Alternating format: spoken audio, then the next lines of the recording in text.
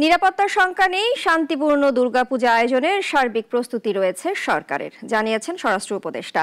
নারায়ণগঞ্জে রামকৃষ্ণ মিশনের মণ্ডপ পরিদর্শন করে তিনি আশা প্রকাশ করেন যে কোনো সময়ের চেয়ে উৎসব মুখর হবে এবারের পূজা। মোহাম্মদ কামাল হোসেনের রিপোর্ট, জানাচ্ছেন সিরাজুমনি শুভ।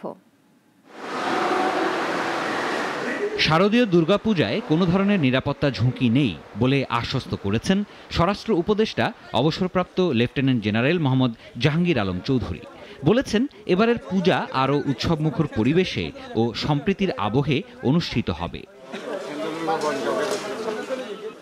সকালে নারায়ণগঞ্জ শহরের মিশনপাড়া এলাকায় রামকৃষ্ণ মিশনের পূজা মণ্ডপ পরিদর্শন শেষে তিনি এসব কথা বলেন। জানান, দেশে সবসময় সাম্প্রদায়িক সম্প্রীতির ঐতিহ্য রয়েছে। এবছর শারদীয় দুর্গাপূজা আরও দৃঢ় বন্ধনের বার্তা বহন করবে।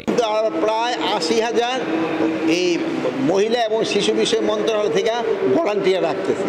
এবার এই জন্য কোনো ধরনের কোনো অসুবিধা হবে না। জানান, পূজা উপলক্ষে সারা দেশে ৩৩,০০০ পূজা মণ্ডপে কঠোর নিরাপত্তা ব্যবস্থা নেওয়া হয়েছে। প্রতিটি মণ্ডপে আধুনিক নজরদারি ও আইন শৃঙ্খলা বাহিনীর টহল থাকছে। এটা কিন্তু একটা ধর্মীয় অনুষ্ঠান, এটার কিন্তু পবিত্রতাও একটা রক্ষা করতে হবে এবং এই সব ধর্ম মিলে যেন এখানে একভাবে কাজ করতে পারে এই ব্যবস্থা করা হয়েছে। এখানে কোনো ধরনের এই নিরাপত্তার ঝুঁকি আমার থেকে তো এরা বলতে পারবে, এরা তো বললো কোনো নিরাপত্তার ঝুঁকি নাই। এ সময় উপস্থিত ছিলেন ঢাকা রেঞ্জ ডিআইজি রেজাউল করিম মল্লিক, নারায়ণগঞ্জ জেলা প্রশাসক জাহিদুল ইসলাম মিয়া, পুলিশ সুপার, নারায়ণগঞ্জ জেলা পূজা উদযাপন কমিটির উপদেষ্টা, সভাপতি সহ ঊর্ধ্বতন কর্মকর্তারা।